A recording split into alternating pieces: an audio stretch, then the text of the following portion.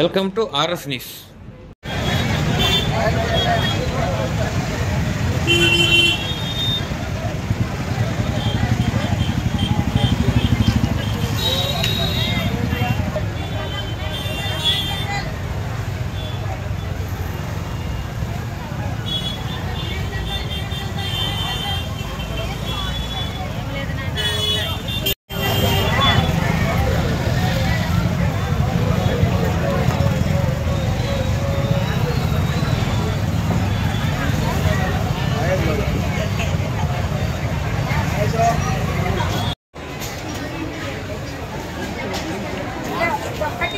వెంకటగిరి మనకి రేపు వినాయక చవితి.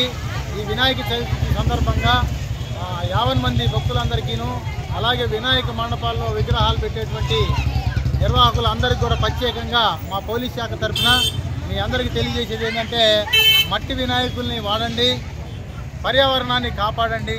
అలాగే వినాయక విగ్రహాలు పెట్టేటప్పుడు ఖచ్చితంగా పోలీసు వారి పర్మిషన్ తీసుకోవాలి.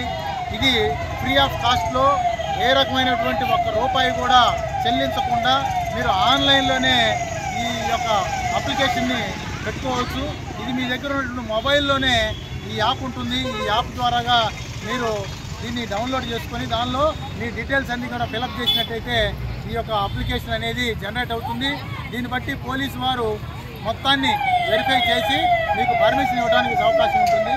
అలాగే ప్రతి వినాయకుని మండపం దగ్గర ఆ కమిటీ మెంబర్స్ అందరూ కూడా తప్పనిసరిగా అక్కడ ఉండి ఖచ్చితంగా దానికి వినాయకుని యొక్క విగ్రహం దగ్గర ఏ రకమైనటువంటి గొడవలు జరగకుండా, అలాగే ఏ రకమైనటువంటి అశ్లీల నృత్యాలు కానీ, అలాగే ఏ రకమైనటువంటి తాగి న్యూసెన్స్ చేసేటువంటి పరిస్థితి లేకుండా ఆ నిర్వాహకులే ఆ మండపానికి జాగ్రత్తగా ఉండాలా.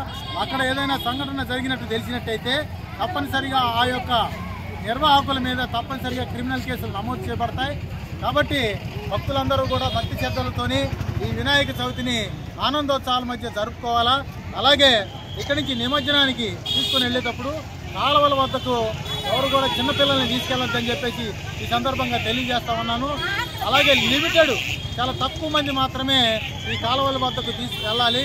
చిన్నపిల్లలు అలాగే తాగి ఉన్నటువంటి వ్యక్తులు ఆ కాలువల దగ్గరికి వెళ్తే జారి పడిపోయే అవకాశం ఉంటుంది, ప్రమాదాలు జరిగే అవకాశం ఉంటుంది. కాబట్టి దయచేసి అందరికి కూడా మరొకసారి ఈ వినాయక చవితి అనేది అందరికీ ఆనందోత్సవాల మధ్య జరుపుకోవాలి, కానీ విషాదం అనేది ఉండకూడదని చెప్పేసి ఈ సందర్భంగా తెలియజేస్తూ సెలవు తీసుకుంటాను. Thank you.